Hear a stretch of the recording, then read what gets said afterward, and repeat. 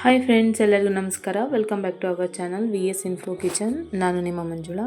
ಇವತ್ತು ಚಳಿಗಾಲಕ್ಕೆ ಪರ್ಫೆಕ್ಟಾಗಿ ಇರುವಂತಹ ಸಜ್ಜೆ ರೊಟ್ಟಿ ರೆಸಿಪಿನ ತೋರಿಸ್ತಾ ಇದ್ದೀನಿ. ಇದನ್ನು ಒಂದು ವಾರ ಇಟ್ಕೊಂಡು ಕೂಡ ತಿನ್ಬೋದು. ತುಂಬ ಕ್ರಿಸ್ಪಿಯಾಗಿ ಇರುತ್ತೆ ರೊಟ್ಟಿ. ಬನ್ನಿ ಈಗ ರೆಸಿಪಿನ ಶುರು ಮಾಡೋಣ.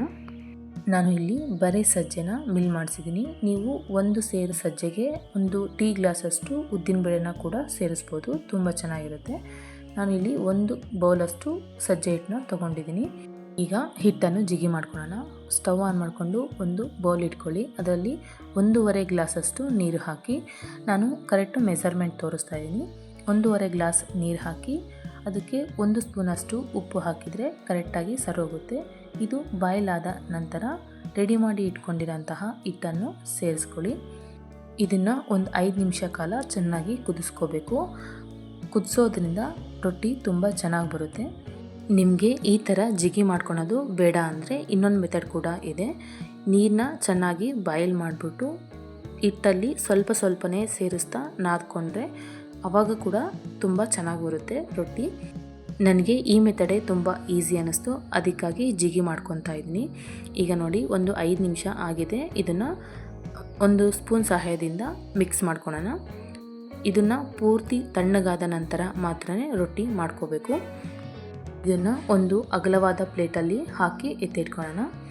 ಈಗ ಒಂದು ಮುಷ್ಟಿಯಷ್ಟು ಶೇಂಗಾ ಬೀಜನ ತೊಗೊಂಡಿದ್ದೀನಿ. ಇದನ್ನು ತರಿಯಾಗಿ ರುಬ್ಬಿ ಈ ಹಿಟ್ಟಿನೊಳಗೆ ಹಾಕ್ಕೊಳ್ಳಿ. ಇದನ್ನು ಹಾಕೋದ್ರಿಂದ ರೊಟ್ಟಿ ತುಂಬಾ ಟೇಸ್ಟ್ ಇರುತ್ತೆ.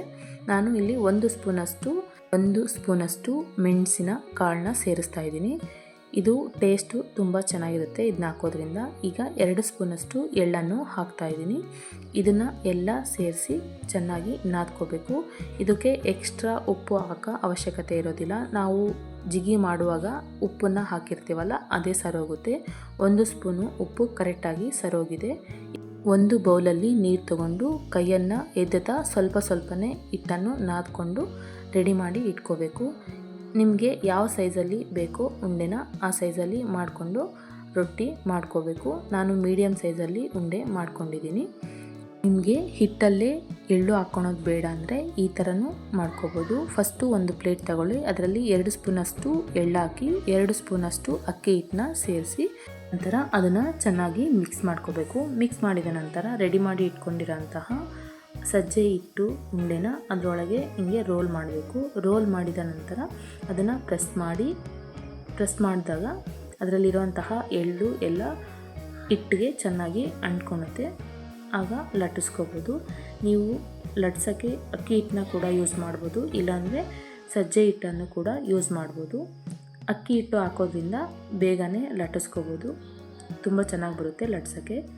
ಸ್ಟಾರ್ಟಿಂಗು ಲಟ್ಸೋವಾಗ ಸ್ವಲ್ಪ ಸೈಡಲ್ಲೆಲ್ಲ ಇಟ್ಕೋಬೇಕು. ಹಿಡಿಯೋದ್ರಿಂದ ಸೈಡಲ್ಲೆಲ್ಲ ಒಡೆಯೋದಿಲ್ಲ, ತುಂಬ ಚೆನ್ನಾಗಿ ಬರುತ್ತೆ ರೊಟ್ಟಿ. ನೋಡಿ ಎಷ್ಟು ಸ್ಮೂತಾಗಿ ಬರ್ತಾ ಇದೆ ಅಂತ ರೊಟ್ಟಿ. ಹೊಸದಾಗಿ ಮಾಡುವಂಥವ್ರು ಕೂಡ ಈ ಸಜ್ಜೆ ರೊಟ್ಟಿನ ತುಂಬ ಈಸಿಯಾಗಿ ಮಾಡ್ಕೋಬೋದು. ಜಿಗಿ ಮಾಡೋದ್ರಿಂದ ಅರಿಯೋದಿಲ್ಲ ರೊಟ್ಟಿ, ಅದೇ ಮೇನ್ ಇಂಪಾರ್ಟೆಂಟು. ರೊಟ್ಟಿ ಲಟ್ಟಿಸ್ಕೊಂಡಾಗಿದೆ. ಈಗ ಇದನ್ನು ರೊಟ್ಟಿನ ಬೇಯಿಸ್ಕೊಳ್ಳೋಣ. ಈಗ ಸ್ಟವ್ ಆನ್ ಮಾಡಿಕೊಂಡು ಒಂದು ಪ್ಯಾನ್ ಇಟ್ಕೊಳ್ಳಿ. ನಾನಿಲ್ಲಿ ಕಬ್ಬಿಣದ ಹಂಚನ್ನ ಬಳಸ್ತಾ ಇದ್ದೀನಿ. ಇದಕ್ಕೆ 1 ಬೌಲಷ್ಟು ನೀರು ತಗೊಂಡು ಸ್ವಲ್ಪನೇ ನೀರು ಚಿಮ್ಮಿಸ್ಬೇಕು ಅಷ್ಟೇ. ನಾವು ಜೋಳದ ರೊಟ್ಟಿ ಮಾಡುವಾಗ ಬಟ್ಟೆ ತಗೊಂಡು ರೊಟ್ಟಿ ಮೇಲೆ ಸ್ಪ್ರೆಡ್ ಮಾಡ್ತೀವಲ್ಲ, ಆ ಥರ ಮಾಡೋ ಅವಶ್ಯಕತೆ ಇಲ್ಲ. ನೀರು ಚಿಮ್ಮಿಸಿ ಒಂದು 5 ನಿಮಿಷ ಬಿಟ್ಟು ಇದನ್ನು ತಿರುವಾಕ್ಕೋಬೇಕು. ರೊಟ್ಟಿನ ಬೇಯಿಸುವಾಗ ಮೀಡಿಯಮ್ ಫ್ಲೇಮಲ್ಲಿ ಇಟ್ಟು ಬೇಯಿಸಬೇಕು, ಹಂಗಾರೆ ತುಂಬ ಚೆನ್ನಾಗಿ ಬೇಯುತ್ತೆ.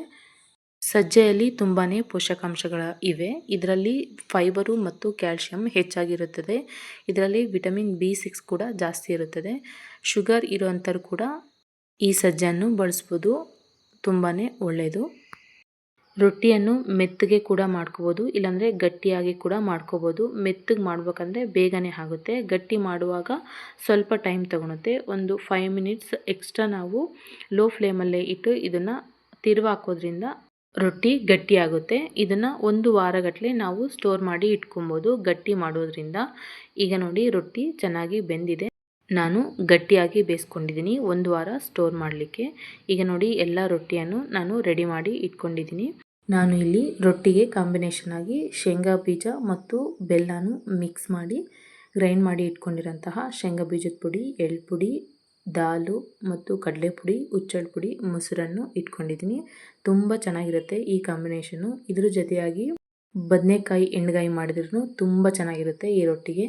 ನೀವು ನಿಮ್ಮ ಮನೆಯಲ್ಲಿ ತಪ್ಪದೇ ಒಂದು ಸಲ ಈ ರೊಟ್ಟಿನ ಟ್ರೈ ಮಾಡಿ ನೋಡಿ, ಹೇಗೆ ಬಂತು ಅಂತ ಕಮೆಂಟ್ ಮೂಲಕ ತಿಳಿಸಿ. ನನ್ನ ಚಾನಲ್ನ ತಪ್ಪದೇ ಸಬ್ಸ್ಕ್ರೈಬ್ ಮಾಡಿ. Thank you for watching. Bye.